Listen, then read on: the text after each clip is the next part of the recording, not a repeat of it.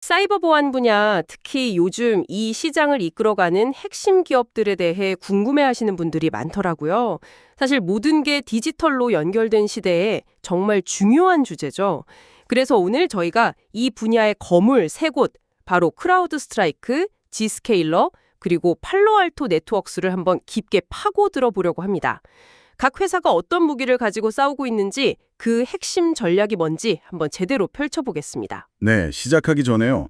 지금 이 사이버 보안 시장이 얼마나 중요한지 그 규모부터 짚고 가면 좋을 것 같아요. 이게 단순히 유망하다 이 정도 수준이 아니거든요. 이제는 기업들이 다른 예산은 다 줄여도 절대 포기할 수 없는 일종의 필수 비용이 된 거죠. 실제로 보면 2026년부터 2034년까지 전 세계 사이버 보안 시장이 연평균 13.8%씩 성장할 걸로 예상돼요. 웬만한 산업에서는 정말 상상하기 힘든 아주 꾸준하고 높은 성장률입니다. 와, 13.8%요. 정말 엄청난 숫자네요. 그런 거대한 흐름 속에서 첫 번째로 살펴볼 주자가 바로 크라우드 스트라이크입니다. 제가 이 회사를 보면서 가장 흥미로웠던 점은 사이버 보안 회사인데 물리적인 하드웨어 정비가 아예 없다는 거였어요. 보통 사이버 보안하면 왠지 서버실에서 막 깜빡이는 복잡한 장비들을 떠올리게 되잖아요. 맞아요. 바로 그 지점이 크라우드 스트라이크가 시장의 판도를 바꾼 핵심입니다. 클라우드 네이티브 방식이라고 하죠. 기존에는 회사마다 보안 장비를 직접 설치하고 또 그걸 관리할 인력도 따로 둬야 했거든요. 하지만 크라우드 스트라이크는 팔콘이라는 거대한 크라우드 플랫폼 하나를 만들어 놓고 고객들은 그냥 거기에 접속해서 서비스를 구독하기만 하면 됩니다. 마치 넷플릭스처럼요. 넷플릭스 비유가 확 와닿네요. 그럼 고객 입장에서는 장비 설치할 공간도 필요 없고 전력도 관리 인력도 필요 없으니까 훨씬 간편하고 비용도 줄겠어요. 근데 문득 궁금한 게 그렇게 모든 걸 클라우드로 처리하는 게 그냥 편리하기만 한 걸까요? 아니면 보안 자체도 더 강력해지는 건가요? 아주 좋은 질문입니다. 편리함은 정말 시작일 뿐이고요. 핵심은 집단지성에 있습니다. 팔콘 플랫폼에 연결된 전 세계 수만 개 고객사 기기에서 나오는 위협 데이터가 실시간으로 중앙 클라우드에 다 모이는 거예요. 예를 들어 A라는 회사에서 신종 랜섬웨어가 딱 발견되면 그 즉시 팔콘 플랫폼 전체가 그 정보를 공유해서 다른 모든 고객사를 동시에 방어할 수 있게 되는 거죠. 아하. 네, 개별적으로 싸우는 군대가 아니라 모든 정보를 공유하는 거대한 연합군처럼 움직이는 겁니다.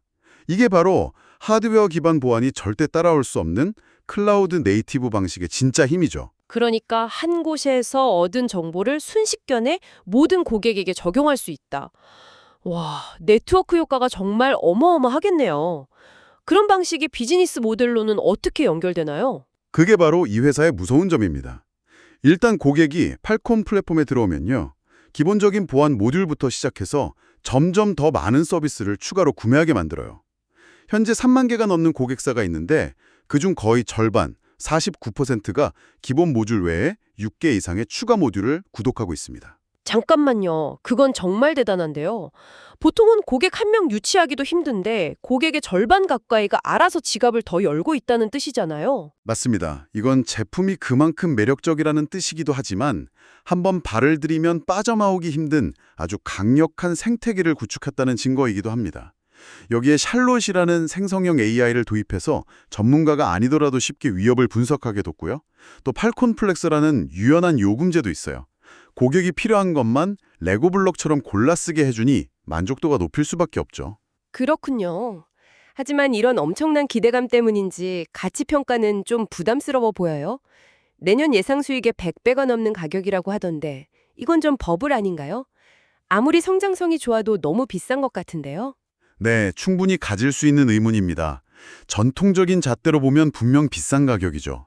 하지만 시장은 이 회사를 단순한 소프트웨어 회사가 아니라 클라우드 보안이라는 새로운 시장을 만든 플랫폼 기업으로 보고 있는 겁니다. 아마존이 초기에 이익 없이 계속 성장했던 것처럼요.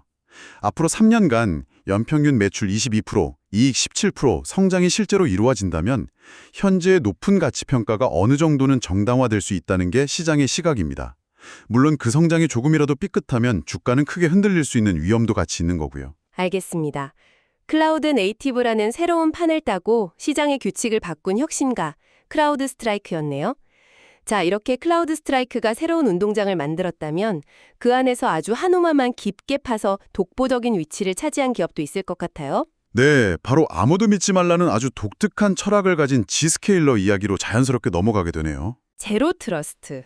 이 개념이 아주 직관적이면서도 강력하죠.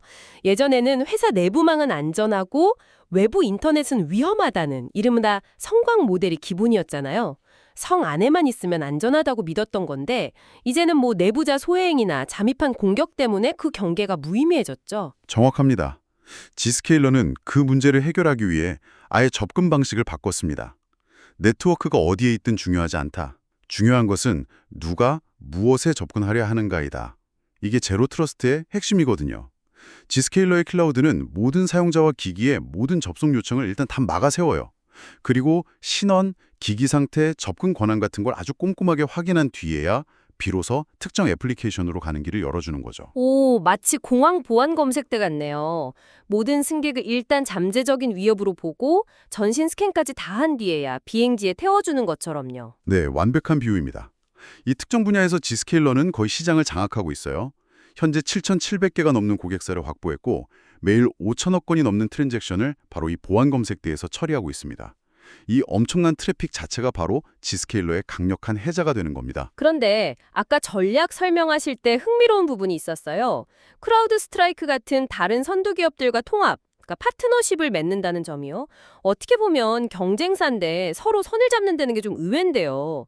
자칫하면 자기 고객을 뺏길 수도 있는 거 아닌가요? 바로 그 부분이 현대 기업들의 아주 영리한 전략입니다. 두 회사는 영역이 미묘하게 달라요. 크라우드 스트라이크는 노트북이나 서버 같은 엔드포인트 보안의 강자이고요. 지스케일러는 사용자가 애플리케이션에 접속하는 네트워크 경로 보안의 강자입니다. 고객 입장에서는 사실 두 가지가 모두 필요하죠. 그래서 두 회사는 서로의 제품이 잘 연동되게 만들어서 우리를 함께 쓰면 훨씬 더 안전해집니다 라고 공동 마케팅을 하는 겁니다. 적과의 동침처럼 보일 수 있지만 사실은 서로의 고객에게 교차 판매를 하면서 시장 전체의 파이를 키우는 고도의 윈윈 전략인 셈이죠. 아하, 서로의 영토를 침범하는 게 아니라 각자의 전문성을 합쳐서 더 큰 가치를 만드는 거군요. 굉장히 영리하네요. 인수합병도 활번히 하는 것 같던데요. 네, 작년 8월에 레드 카날이라는 위협 탐지 관리 전문 회사를 인수했죠.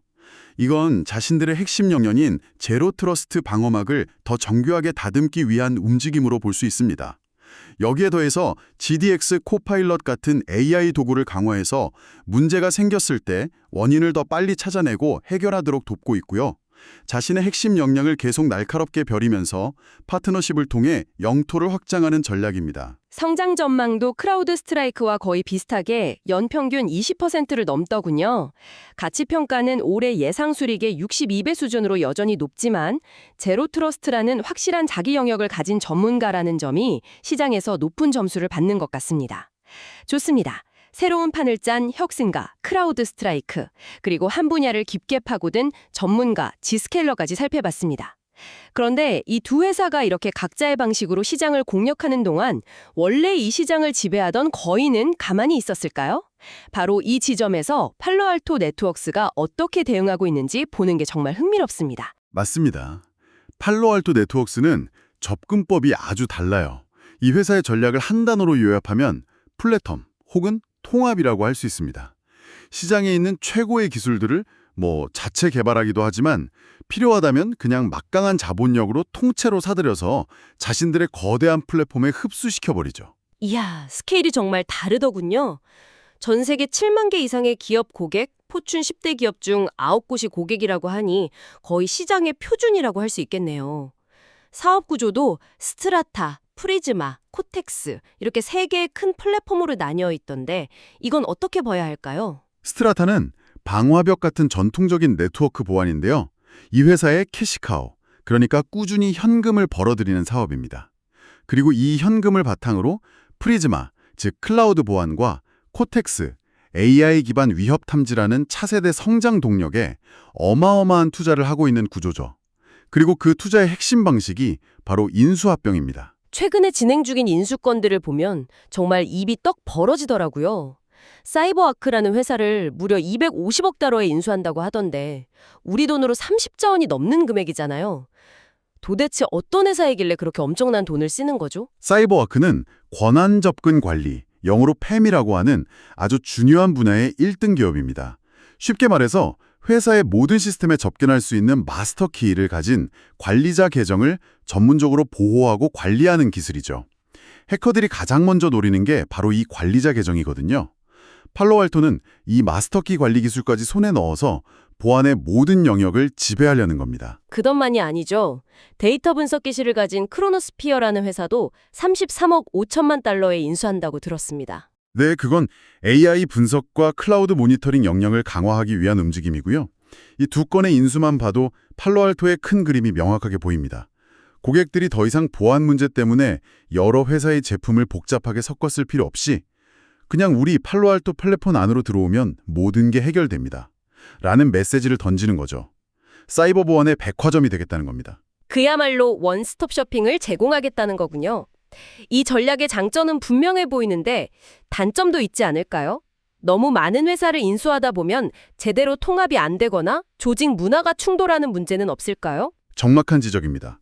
그게 바로 이 인수합병을 통한 성장 전략의 가장 큰 리스크입니다. 이건 마치 F1 레이싱 팀이 직접 엔진을 개발하는 대신 그냥 메르세데스나 페라리에서 가장 좋은 엔진을 사와서 다는 것과 비슷해요. 당장은 가장 빠를 수 있지만 그만큼 비용이 엄청나게 들고 또 우리 차체와 제대로 맞지 않을 위험도 감수해야 하죠. 이런 공격적인 M&A 때문에 성장률 예측은 조금 까다롭습니다. 보통 향후 3년간 연 14% 정도의 성장을 예측하는데 이건 대규모 인수가 아직 완전히 반영되지 않은 보수적인 수치일 수 있습니다. 가치 평가는 예상 수익의 50배 수준으로 앞선 두 회사보다는 낮지만 여전히 저렴하다고는 할 수 없네요. 하지만 시장의 거인으로서 안정감은 확실히 있어 보입니다. 네, 그래서 팔로알토 네트워크스는 사이버 보안 시장 전체의 성장에 가장 균형 있게 투자하고 싶은 투자자들에게 매력적인 선택지로 꼽히는 겁니다. 자, 그럼 오늘 나눈 이야기를 한번 정리해 볼까요? 세 기업 모두 사이버 보안 시장의 강력한 플레이어지만 승리를 위한 방정식이 전혀 다릅니다. 돌아보면 이 세 기업이 마치 사이버 보안이라는 전쟁터에서 각기 다른 전략을 구사하는 장수들처럼 보이네요. 아주 흥미로운 비유입니다. 어떻게 다른가요? 크라우드 스트라이크는 기존의 성벽과 칼싸움이 지배하던 전쟁터에 클라우드라는 비행기를 처음으로 몰고 나타난 혁신가 같고요. 지스케일러는 그 비행기가 아니라 적의 심장부로 침투하는 제로 트러스트라는 특수부대를 기가 막히게 운용하는 전문가라고 할 수 있죠. 마지막으로 팔로알토 네트워크스는 막강한 자금력으로 전장의 모든 전략적 요충지와 무기 공장을 사들이면서 전쟁의 규칙 자체를 바꾸려는 거인이자 통합자로 보입니다. 네, 핵심을 아주 잘 짚어주셨습니다. 다만 거인이라는 표현에 한 가지만 덧붙이고 싶네요. 팔로알토는 단순히 덩치만 큰 게 아니라 그 덩치를 이용해서 시장의 규칙 자체를 자신에게 유리하게 바꾸려는 전략가에 더 가깝다고 볼 수 있습니다. 고객들이 여러 제품을 비교하는 것 자체를 귀찮게 만들어버리는 거죠. 아, 정말 그렇네요. 오늘 우리는 이 기업들의 강점과 미래 가능성에 대해 깊이 이야기 나눠봤습니다. 맞습니다. 하지만 여기서 마지막으로 한 가지 생각해볼 질문을 던져드리고 싶습니다. 오늘 살펴본 이 거대하고 강력해 보이는 기업들에게 가장 큰 위협은 과연 무엇일까요? 우리가 아직 알지 못하는 완전히 새로운 기술로 무장한 무서운 스타트업의 등장을 가장 경계해야 할까요? 아니면 역설적이게도 그들 자신이 그토록 안전하다고 자랑하는 바로 그 플랫폼에서 발생하는 단 한 번의 치명적인 보안 사고가 가장 큰 위협이 될까요? 이 질문에 대한 답을 한번 생각해 보시는 것도 오늘 나눈 이야기를 더 흥미롭게